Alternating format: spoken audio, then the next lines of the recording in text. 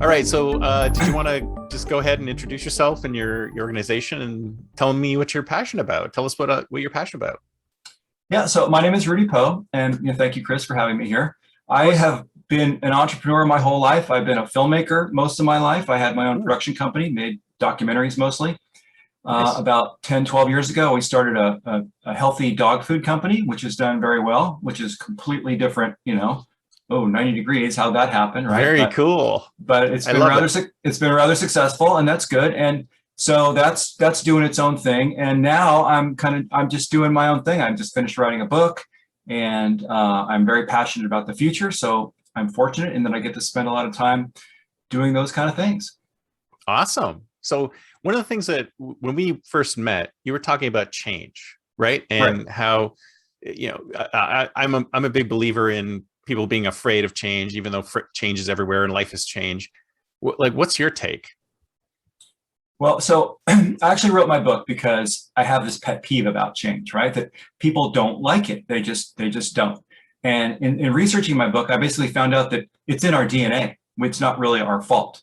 But I do feel like that we're in this wonderful point in history where it's sort of a double-edged sword, right? I mean, we need to embrace change. People do. And, there's change on sort of the macro level, right, at big global scales, and then there's change on micro level. And most people don't really think they can impact the global level. They're more concerned with their own lives. So that's kind of my approach, is to try and talk to people on a personal level. It's like, what can you do in your own life and how you can make things better? And then if enough people do that, maybe they'll make a dent in things. Right. No, I love the sound of that. But the question is, I have is why now? I mean, haven't we been going through massive changes through like all of human history? I mean, what is making a difference today? Well, I think it's this convergence of everything, right? I mean, the world was basically stagnant until, a couple hundred years ago, and then it accelerated a little bit. And then, with the automobile, that accelerated things further, right? And then the internet accelerated things further. And now we have all these different technologies, and we have all these people, right? The population's never been bigger than it's been.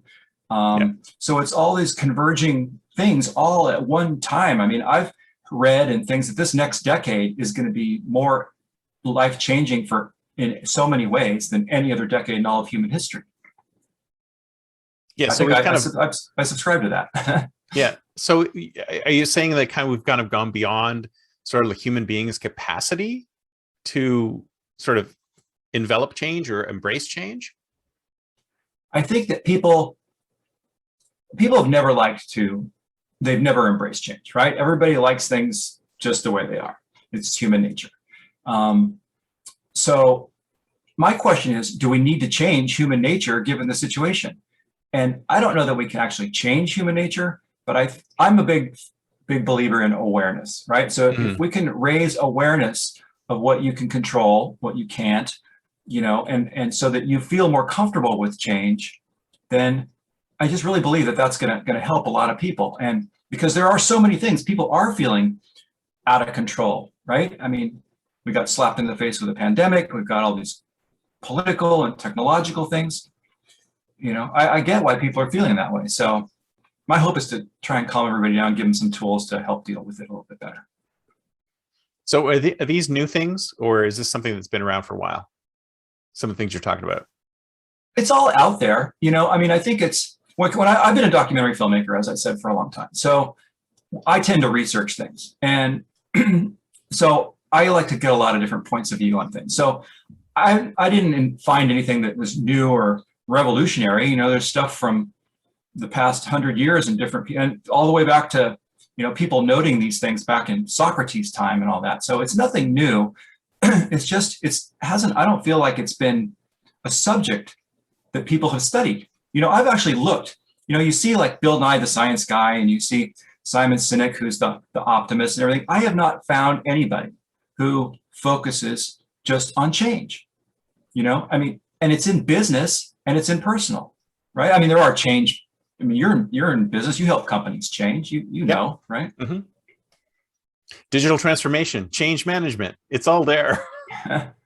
But it's, I mean, the thing with change management is that it's more of a tactical thing, right? It's like, we're going to implement this change and we're going to try and get you to try and do it as smoothly as possible. So a change is coming and we're going to help you through that change. But it's not really the same kind of thing that you're talking about, right? Well, I don't know. I mean, so if when you're talking to somebody and you're saying, well, change is coming, it's like, do you get resistance that people's like, well, okay, maybe it's coming, but we'll be okay. Or I don't really buy that that's going to happen that way. I mean, do you get resistance to even buy into the whole thing that you have to do something about it? Oh yeah, absolutely, absolutely. And but the thing is that this is kind of like it's like man-made change. It's like you're implementing a new software package or whatever, and you're replacing an old one, or you're moving from Windows 10 to Windows 11 or something like that. And you have to sort of manage expectations and get to the point where you're not just sort of like pushing it into the environment and getting everybody to go, here it is, deal with it, right? It's more of a, how can we message this and how can we package it in such a way so that it's less disruptive? Is that similar to the way that you're thinking about it? Because I'm thinking about your concept of change is that here's stuff that's happening and this we have no control over, none. And we have to sort of learn to deal with what it's like when all this change is coming at us, so there's nothing we can do about it. Well, I'm of the mind that there's two kinds of change, right? There's change that happens to you, which is kind of what you just mentioned. And then there's change that happens because of you, right? So one is reactive and one is proactive. So, but you have to have an awareness of what's going on to know what to be proactive about, right? So, going down that road, you can be proactive about it or you can be reactive about it. And typically, if you want to create the kind of change that you want to create the change rather than just react to the change, you have to be typically more proactive than sit on the couch and hope for the best. Right. I have this theory called, I call it, not a theory, but I call it your desired future, right? And so if I were to ask you, how many futures do you think you have? Infinite. Infinite, right? At least I would think that. Did you read my book? We do, right? So not yet. I have it. It's sitting in my Kindle queue, and I've read some of it, right? But not all so, of it yet. No, but so infinite is a big number. So chances are you might not get the future that you want, right? So you're going to have to do something about that, right? I mean, people don't really. In business and in personal lives, they just don't plan that much. I read a statistic that people spend more time planning their next year's vacation than they do for their life's goals. Oh, that's absolutely right. That's absolutely right. Is that a human thing? I think it is. It's part of procrastination. It's, one of the things I learned along the way here is that the thing that we fear the most is uncertainty. So we tend to be like turtles, right? And just like, go in our shells. I don't understand that. I don't know what's going on. I think I better just kind of hide and hope it goes away, right? Yeah. No, I think that's what most people are like. But the thing is that if they got certainty, what would they do with it? Right? It wouldn't make things better or worse for them. Well, like we all want certainty. We all want certainty because we want to know what we're going to do, but we never get it. So we have to try and live in this sort of space where we're unsure of what's going to happen. We try to predict what's going to happen, but we're never right. No, but the more that you can try to create certainty, right? Because certainty is just the absence of uncertainty, right? Yep. So if you can do your homework and do the different things that can make things more certain, then you can put yourself in a position of being more proactive and having the opportunity to do something constructive and not just going through life reacting to everything all the time. Right. So what do you think about there's lots of different ways to deal with change. And there's sort of the, I'm going to let everything wash over me. That's the way things are. There's nothing I can do about it. Mm-hmm. So I'm assuming you do not ascribe to that particular model. No, because I actually, it's funny. I just went through a big decade of change myself. I was married to someone else a decade ago. Now I'm married. I just moved to Florida from California, lived there all my life. And congratulations for getting out of here. So, I just started a company. I'm just getting out of a company. It's just everything has changed. But if I wasn't proactive in any of that, my life would be so different right now. And it would be not nearly as good as it is. So I absolutely subscribe to the fact that you have to embrace change. It's the only way. So how do you know what change to embrace, though? I mean, how do you know when it's the right moment to go, okay, I'm going to go this way instead of that way? Well, I think you have to identify where you want to go, right? It's like you can't, if you don't have a goal, you're going to miss it, right? That's tons of people have quoted things in that regard, right? So I think you have to set your goals. And, you know, your future, I think your future is divided up into, it's not just one big future, right? It's many different futures. It's your future of work, your future of play, your future of place, you know, where you live, what you do, your future of relationships. So all those are different things, right? So if you can start to break it down like that, I think it becomes more manageable. So, you know, I mean, there's lots of epic changes that happen. And maybe it's something like, I want to get married, or I need to get divorced, or, you know, I just got laid off from my job. There's plenty of that going on in the world these days, right? So what am I going to do? I can't just freak out, right? So what am I going to do? Well, you can, but it's not very helpful. You can, and a lot of people are, you know, but I feel bad for those people. You know, I mean, you can, it is doable. It's not rocket science. It's like you can break it down into little bite-sized pieces, and then maybe you can feel like you can get some control over things.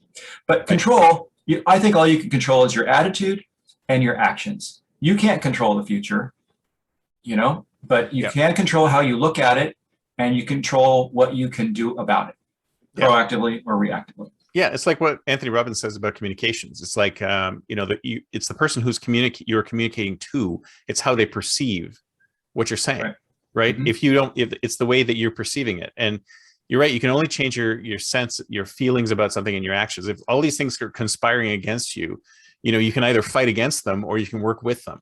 So it's kind of like if somebody who gets laid off and is having trouble finding work. You know, they have lots of avenues. If they stick to just the avenue of, I'm going to find another job, and that doesn't work out, they just don't look at other avenues. But that's the thing that you have to look at. You have to sort of open your mind up to all of the possibilities that are available to you. And a lot of people just don't go that beyond. Like they might say, well, I've lived here all my life, I'm not going to move, but the jobs are over there, right? And I think we need to open our minds to all of the different possibilities of the directions that we can go in. Yeah, and I think you have to research it a little bit. I mean, as a documentary filmmaker, I love research. I love poking around. I love going down the rabbit hole, you know, and like learning all this kind of stuff. And rabbit holes are great. I love rabbit holes. but a lot of people, you have to research to know what those possibilities are. You know, I mean, maybe you can't go get the same job that you had. You know, I've believe and have read that there are jobs that in 5 years that don't exist yet. So how could anybody even know what they are, or if you're qualified or not going to be qualified, or how do you make yourself qualified to go down at least that general direction, right? So you have to investigate. You can't just think about it. You have to, I really believe you need to educate yourself about all these kinds of things to figure out and discover what the opportunities really are. Right. So if I'm in a situation where all this change is coming at me and I don't know how to deal with it, what do I do first? Like, what's my game plan? Like change in what regard? I mean, there's so many things it could be. You know, I would just take stock and say, where am I? What is, try and figure out exactly what is happening. Try to look at it logically. First of all, we're all going to be emotional first. We're wired that way, right? So it's all going to be emotional. Let's freak out. Okay, let's get the freak out done. And let's think about this. You know, what can we do? What are my options? And really start to think logically about it. Because, you know, being emotional all the time is going to be that's not going to work out. So you go through the emotional phase, then you go into the logical phase. What do you do then? Is it research? I mean, you were mentioning research earlier. Is that what you have to do? Basically sit down and go, okay, what am I going to do next? What's my next action? Yeah. So one thing I believe, people say they're not creative, right? So you got to get a little creative sometimes, right? And a lot of people say, oh, I'm not creative. But I think that all creativity is problem solving, right? It's like, I have a problem, I need to solve it. You know, it doesn't have to be painting a picture or writing a song. It's like, I have a problem in front of me. How do I solve it? You know, there's no instruction book. There's no, I have to figure it out. And that's what creativity is. So, I mean, the first thing you do, I think, is come up with some ideas. Okay, I know I have this problem. Identify the problem first. and start coming up with some ideas, like ideation, right? Come up with a bunch of ideas. And don't just start with one idea. Try and come up with as many ideas as you possibly can. You know, just throw everything against the wall. I love throwing stuff against the wall, you know, because very few things actually ever stick, you know? Yeah, So, exactly. So then you take these ideas and then you move them around, and I actually have a couple of processes I do for that. And you take them and you figure out, you know, maybe there's a pathway here, or maybe these kind of ideas go together. And then you decide, well, for whatever reason, you can start filtering through them, right? So you start researching those ideas. I'm gonna research that without putting too much weight and judgment on it. Let me just go down that rabbit hole for a little while, and then let me take some time and go down this one. And you see the landscape should start to appear. You know, some things should start to be a little more promising than others. You know, and then you sort of decide on a general direction on what you want to go, and you see where that takes you. Right. And then So at least get you started. At least get you. So are you a fan of James Altucher's write down 10 ideas a day concept? Yeah, I don't do that, but I mean, I don't know. I guess I sort of do, because I have ideas and I write them all down because I never remember them all. But I actually bought a notebook just to do that, and yeah, I did it for like 10 days straight, and then I do it on my phone. I do it on my phone. I actually have a person who's helping me build a database for my ideas that makes it really easy to throw them in, so then I don't ever lose my ideas. I can catalog them. It's pretty cool. I'm just at the beginning stage of it, but it's wow. Maybe that could be a commercial product, because I think it is. It's more ideas. It's a software, but right. I mean, you have to write them down or you lose them. Yeah. Right? James Altucher. I get his newsletter. I listen to his stuff. I'm a fan. Yeah. Well, I mean, the whole problem with this is that I was spitting out 10 ideas a day for a while. And then I thought to myself, but some of these are really good. I want to work on them. I want to spend time on working on these ideas as opposed to creating new ones. But, you know, you have to try and be really diligent about creating new ones every day, because there's just so much out there. You do. If you get, and I think, and that's habit building, right? I mean, if it's one thing to just wander around with your mind up in the clouds, but if you don't write it down, it's not going to turn into anything. Right, because when it's in your head, it's not concrete. I mean, writing it down turns it into something tangible, and that's an important step. I don't think a lot of people do that. Yeah, no, I think you're absolutely right. And then, okay, so on the other kind of change you were talking about, the change that you'd like to do on your own. So what's the secret there? Because there's so many people who want to do something. They want to make a change in their lives. They want to change their personality. They want to lose weight. They want to, whatever they want to do. Why is it so difficult for us to implement change in our own lives? Because we're creatures of habit. You know, it's your habits, and habits are hard to break. Now you have good habits and you have bad habits. I mean, even your bad habits or your good habits, you can either make them better or you want to make them worse. But I actually read another book that was great called Atomic Habits. Maybe you've read it. A bunch of people read it. It's 300 pages of how to break your habits. But it's expanding it's also about how do you get out of your comfort zone? You know, I talk about that a little bit. It's like my comfort zone. It's so funny because we just said we're moving to Florida. Everybody says you're nuts. You know, I mean, most people live within. It could be anywhere. It has nothing to do with Florida, right? But you know, most people live within like 15 miles of where they grew up, right? They never get outside that bubble. That's their bubble. And, you know, I'm so happy that I did it because, wow, it's way different and I'm really enjoying it. I never would have known that had I not done that. But how do you get the courage to do it, right? Yeah. Well, again, for me, it goes back to research. I mean, I had some criteria that I had set up. I said, okay, we're going to move, and here's all my criteria. And so you might laugh at this, but I had a bottle of wine and I got on Google and I started Googling things, and I spent all night there. And, you know, everything pointed to St. Petersburg.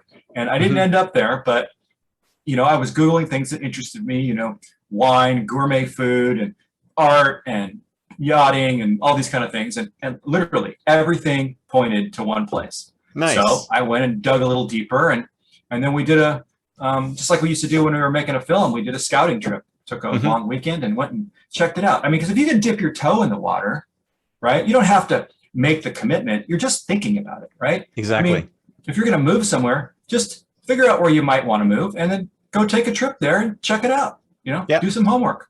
Yeah. Homework goes a long ways. Oh yeah, and I think a lot of people would just want to jump in, or they don't even want to think about it because they think it's such a big step. But doing the research to determine if it's something that you want to do, I mean, there's very little spent in doing that. I mean, it's kind of like doing an MVP, right? It's a little, it's a little bit of time. I mean, it doesn't cost anything to research anything anymore. Yeah. I mean, you used to have to go to the library or drive to the the big one downtown or whatever, but now everything's right here at my fingertips. There's no excuse. Yeah. Really, exactly nobody has any excuse not to try to break out of their comfort zone a little bit. There's no danger in sitting at your desk and poking around. Yeah. It's not gonna change you at all. But yeah, you're right. I mean, that's the way to go. But is there like something that helps to trigger them? I know some people say, oh, you've got to be doing it for so long, or you have to have some major thing has to happen in your life to force you into change. Is there one best way, or like a preferred way to move yourself along the path of change? I would say don't wait for it to happen to you. Change is happening with every breath, right? We get a little bit older, something changes, our families change, everybody, there's just there's big points in life and there's little changes, and sometimes you don't even notice them, but it's happening. So, how do you, again, be proactive and get ahead of it? Because it's always easier to be ahead of the change than be behind it. And some things you can't help, like, let's say, I mean, I don't want to harp on bad things, but let's just say, someone in your family gets sick, and you have to deal with it. I mean, there's all kinds of things, or now you have to take care of your parents or your kids or whatever, and some things you just can't see it coming. So you can't prepare for everything. But I think the first thing you can prepare yourself with is having a change mindset, right? So if you can kind of start to condition yourself, I mean, athletes, condition their bodies. If you condition your mind with little things, I was go to a different restaurant tonight than you didn't go to, have you never been for, or order something new at the restaurant that you always go to. I mean, you can take baby steps to start to get more comfortable with change, I think. And that should be part of your life. Yeah, no, I think you're absolutely right. So are there anything other sort of techniques and things in your book that you'd like to share? Let's see, I have a couple notes. I've got so many windows open here. I gotta,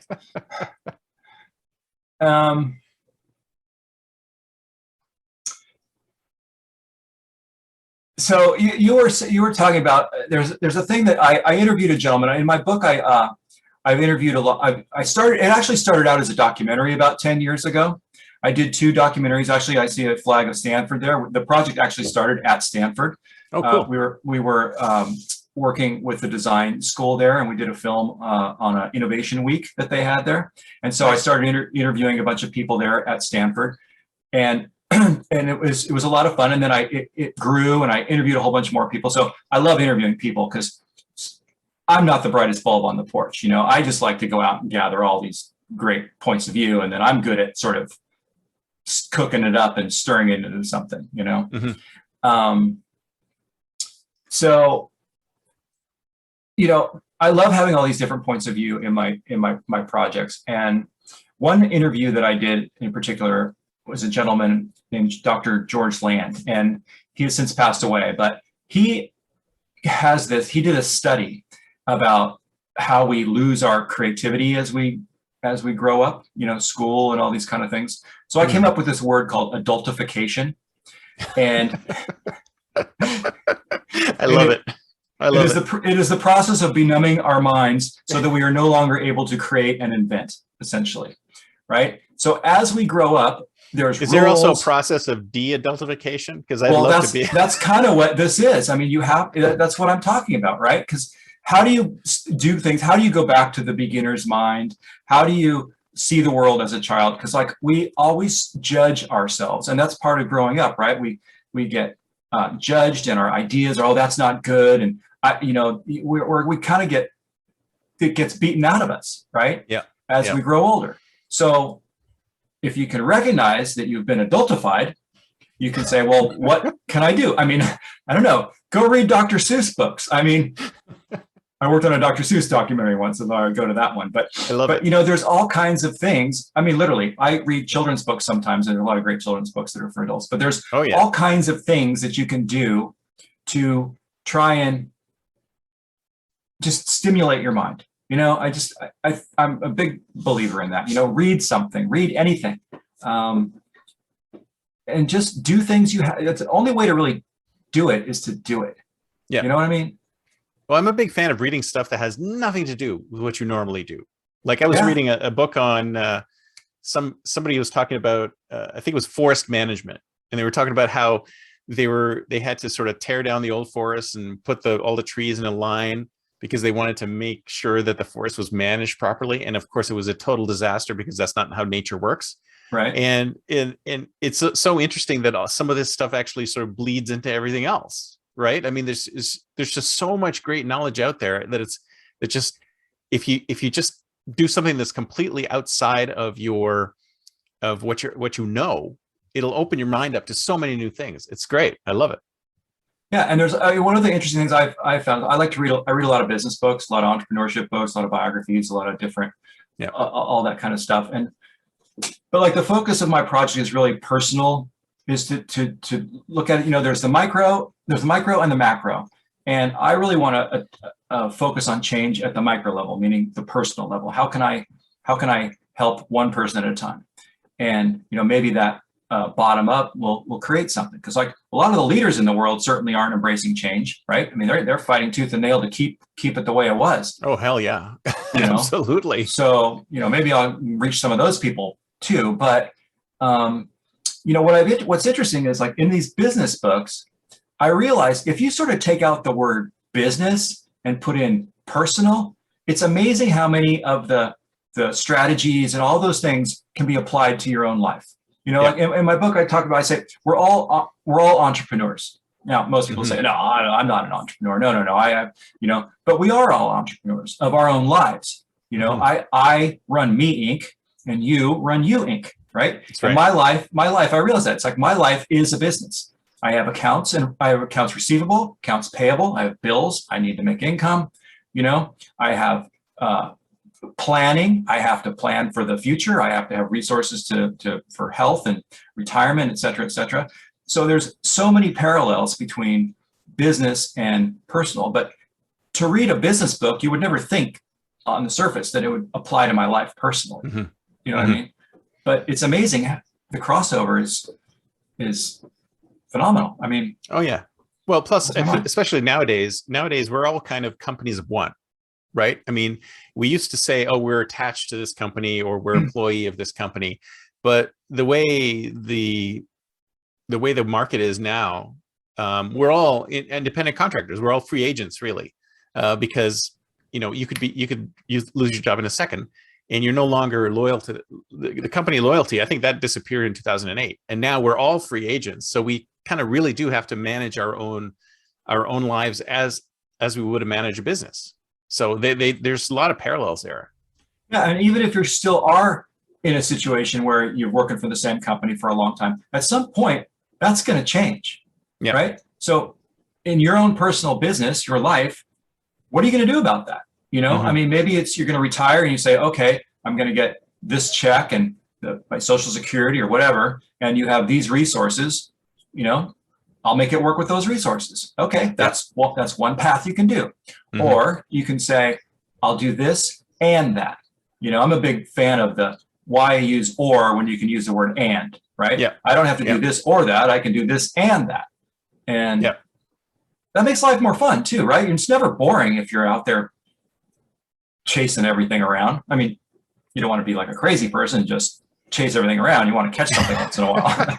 Well, sometimes that works, right? I mean, I love your idea of saying like you have a pet food business. There was another guy I interviewed who I think he was working for Sure Tape, and he also opened up a spinning class company or something like that. And it's like, why not? right? It's like, why focus on one thing? I mean, focus on multiple things that you're interested in. You could be interested in A and B. A and B could be completely different things, and there's no reason why you can't focus on them both. Yeah.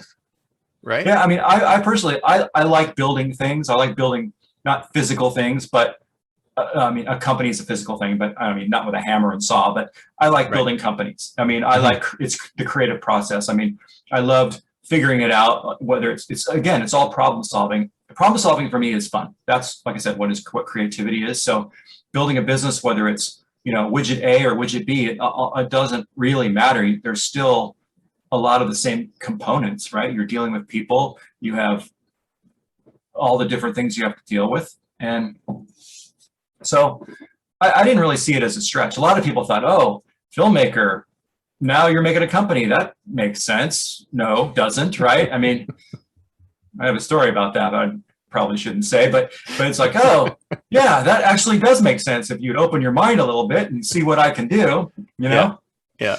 So, well, I think there's also this prevailing attitude that people feel like they have to be who they are, right? That's not, like, they'll think, oh, I would really love to do this, but that's not me. Or I'd really love to go to this event, but that's not me. I'm more of an introvert. So it's like we seem to have this preconceived notion of who we are, or our personality, and we don't understand how elastic that can be, like how much we can change it just by saying, I want to do something different, right? So you know, do you have any advice on that, like how to help sort of get out of that? Well, my little thing is, I've created a whole bunch of characters for my books. I can't draw, so I use letters of the alphabet. I love typography, so I call them the voices in my head. So, like what you just said is that's maybe your pessimistic voice, or your limiting voice. I have this voice I call FUD, you know, for my fear, uncertainty, and doubt. That's FUD talking to me. You know what I mean? So if you can kind of separate yourself, maybe this is just me, but I have all these characters that are floating around in my head, and it's like, and if I could say that's that character talking to me, so I can then rationalize that and say, well, maybe it's not me, but what's stopping me from doing that? Nothing. Yeah. Only my limiting beliefs. My belief in myself is the only thing stopping me from doing that.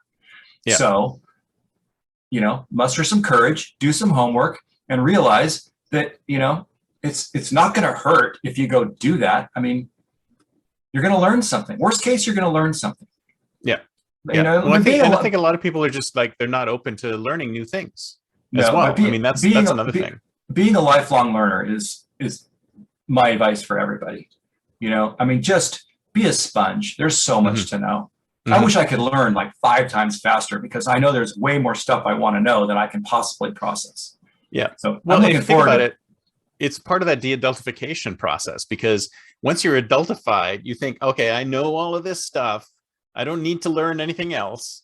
But if you come at it with the beginner's mind, and really beginner's mind, it's a real thing. It's amazing how people really do better if they've never done anything like that before, because they just don't have the rules ingrained in their minds to force them down a specific path, so they can take any path and they end up doing better.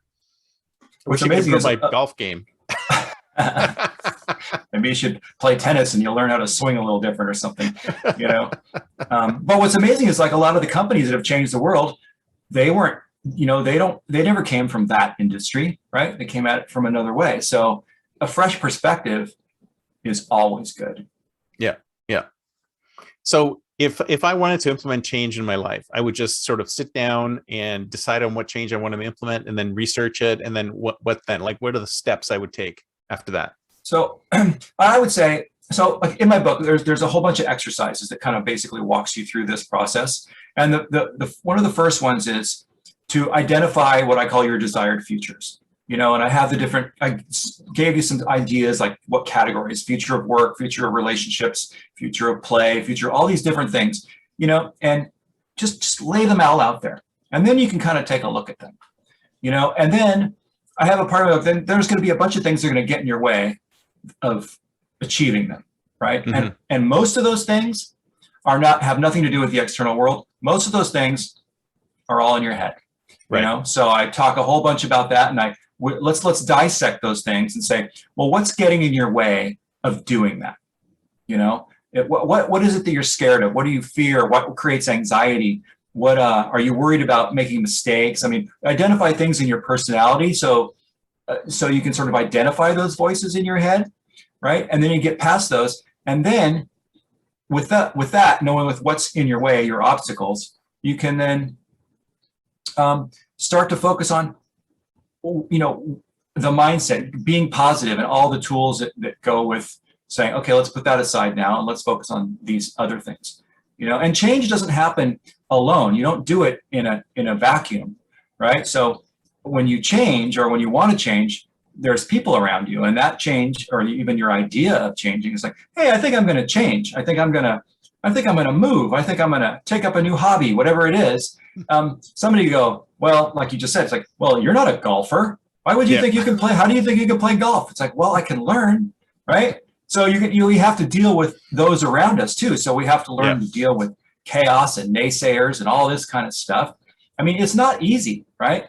So by starting with a goal, and you figure out that there's really nothing in your way other than what's in your head, you just start taking those steps and just start getting there. And then when you feel a little bit of progress, you know, when we moved here, we finished, we unpacked the last box, and I finally got to relax. I went and jumped in the pool, and I was sitting there in the pool, and I thought, this is great. There was absolute pure joy of saying, I did it. You know, people think change is just this horrible, ugly thing. But when you get to the other side, it's joyous. You know, you feel a sense of accomplishment. You feel good about it. It's like, yeah, I did that, right? It gives you confidence to go do the next thing. So you don't have to start with moving across the country. You can start with something small, and then you get the reward for that. And that feeds the next thing, right? It's kind of a vicious cycle. Then you get yourself in that mindset, and off you go. You're a change maker. I love it. I love it. So you basically have to start really small to try. I think so. Yeah. That's the easiest thing to do. Because, you know, when you start too big and then you have some setbacks or you fail, you know, people don't deal with failure very well. No. A lot of people. You got to get comfortable with failure. Failing is part of the process. So best to fail small, right? Like just do something a little different. You know, like I said, go to a new restaurant tonight. You know, cook something different in your kitchen. Maybe you want to be a cook. You don't have to start out like being a chef. Just make something simple that you've never made before. I mean, there's lots of little things in life that we can do to give ourselves a little bit of confidence that we can get to the next step. Yeah, no, I think a lot of people think that they are here, and wherever they're trying to go is like way up here. And if I can't make it all the way up here, then, you know, my life is over. Right. Yeah. But the reality is that it's not that you don't have to go all the way up there to determine whether or not that's the direction you want to go in. At least it'll give you, like, if you find yourself doing this new thing and you find yourself being joyful and doing this new thing, then obviously, you know, maybe this is something that you should continue doing. But if you find it to be a grind or whatever, then you can always say, well, you know, that didn't work out for me. I'm going to try something different. Right. But the question is, if you're in a grind towards something and you're feeling like this is not the way, how do you keep yourself going forward? Well, you mean you feel like you've got to alter course, but you don't know how? No, I mean, you think this is something really good, because I mean, in all change or in all of anything, there's periods where it's fun. And there's periods where it's just a grind. Like, how do you get through the grind parts? I think that's where having the goal is, because it is work, you know. I mean, if you think it's just going to be easy walk in the park, you're probably not going to, you know, get where you want to go, because it does take work. It's not going to, you know, change does not happen but because of you by sitting on the couch and doing nothing. You have to get up and you have to interact. And you have to do things that you're not comfortable with sometimes, you know? But that's how you get better, and that's how you grow as a person, right? So if you're happy just, you know, doing things as they are, that's okay. But know that the world is going to change, your world. Maybe, you know, not just, you know, whatever big political thing or whatever, but something in your life is going to change, and you're going to have to deal with it. So I think that it would be best to just start to train yourself to get into that change mindset and just do it one baby step at a time, you know? Yeah. And then do you see that the end game is more of an embrace change, so you can actually get to a point where no matter what change comes along, you can actually feel pretty zen about it and not freak out? I think so. You know, I mean, if you're conditioned to deal with it, I mean, I would imagine, you know, you're there in Silicon Valley, right? And there's people who are in those kind of startup environments. I mean, drama happens every day, right? And, right. That's right. So you become accustomed to the drama, right? So you're like, okay, I got to deal with the drama, or you're not playing the game anymore, right? Yeah, exactly. So you learn how to deal with the drama, and actually, when you're being proactive and you then create the change, and then you can drive the change and, you know, rid yourself of some of the drama. Awesome. So you were talking about the future of work before, and the future of relationships and all those things. Let's do the think like a futurist. So it's 10 years from now. It's year 2031. Okay. What's the world going to be like? Where are we going to be? What kind of changes do you see coming in the next 10 years? So many. I mean, I like to, I'm in some future groups and stuff. I love all things future, you know. I mean, I do. I read as much as I can, and I subscribe, and all these things come flying at me, just, you know, in my newsletters, in my email and stuff like that. So, like personally, I'm looking forward to having autonomous cars. I don't know to what extent that's all transportation is going to change.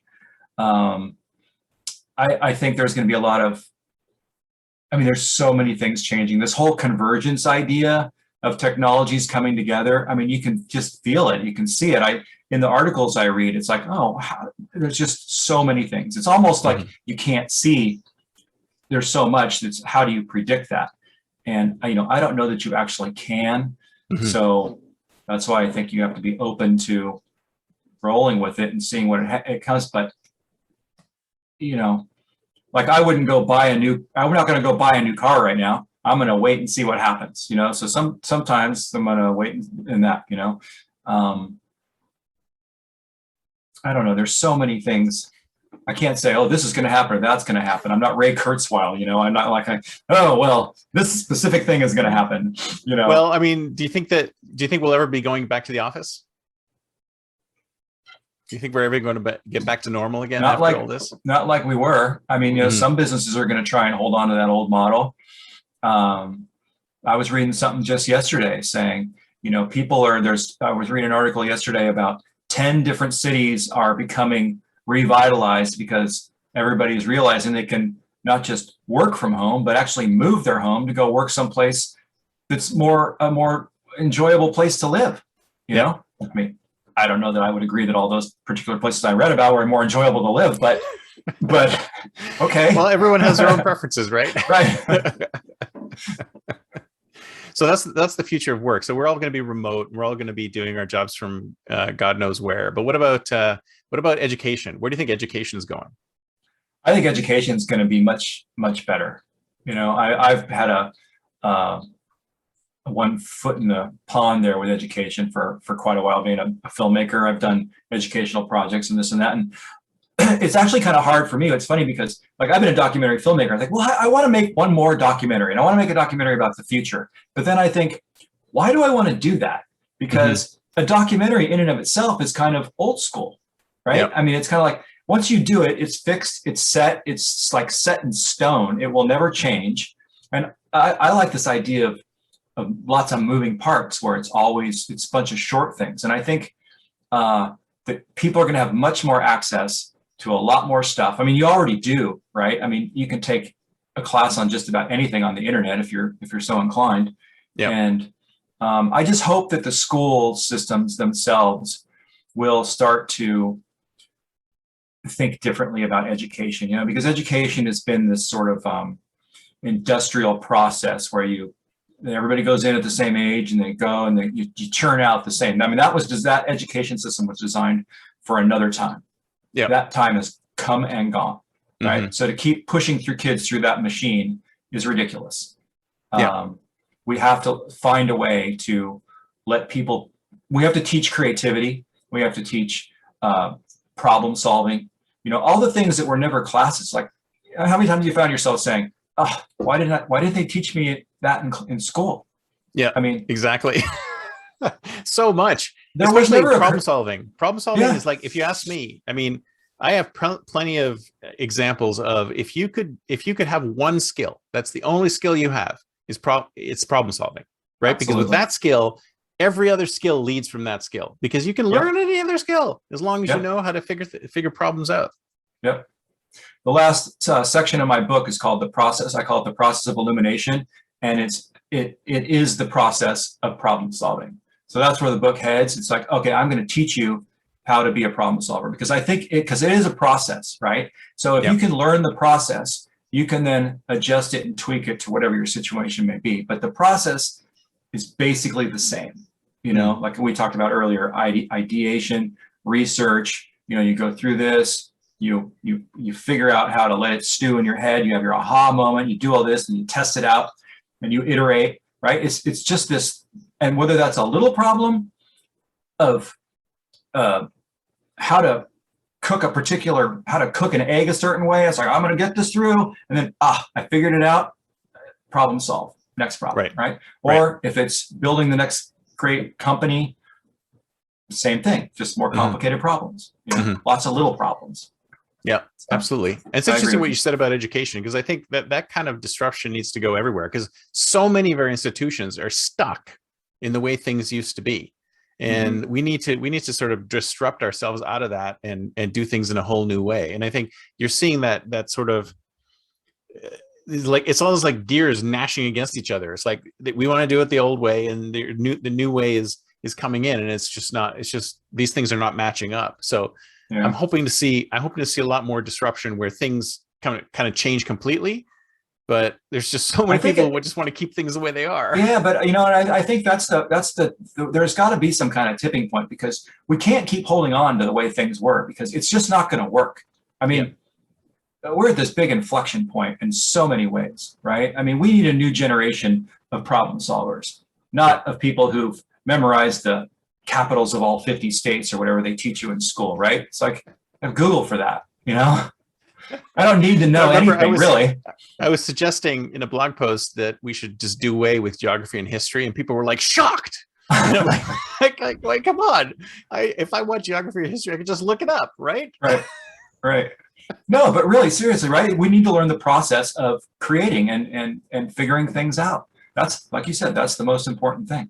Yeah. And I know a lot of people who are homeschooling their kids, and they're taking an active approach to that, right? I mean, I guess with the pandemic and stuff, everybody kind of had to homeschool their kid, and I'm sure some more successfully than others. But you know, you also need the social skills, right? So if we're growing up just looking at each other on screens, that's going to be a challenge in and of itself. So you've got to get out in the world and do things. But I've seen a lot of parents teaching their kids a lot faster than they would be learning if they were just going to school. Oh yeah, absolutely. It's a very, very different environment. All right, so this has been great. Thank you so much. Well, thank you. So if somebody wants to get in touch with you, what's the best way? Just go to rudypoe.com or other ways? rudypoe.com. You'll find out more than you'd ever want to know about me. I've put everything up there. I've put all my work, my documentary work, my thoughts and feelings on pretty much everything. It's all there. It's nice. My portfolio, if you will. And Very cool. The book is there. The book is also an online course. So I actually did it as a course first. So you can take the book or read the book or take the course. And it basically walks through everything we're talking about today. So. Fantastic. Well, make sure to put the links to it in the show notes if anybody's interested in jumping on that. So that's great. Thank you so much. It was great talking with you. Okay. Have a good one. Have a great, you too. Bye. Bye.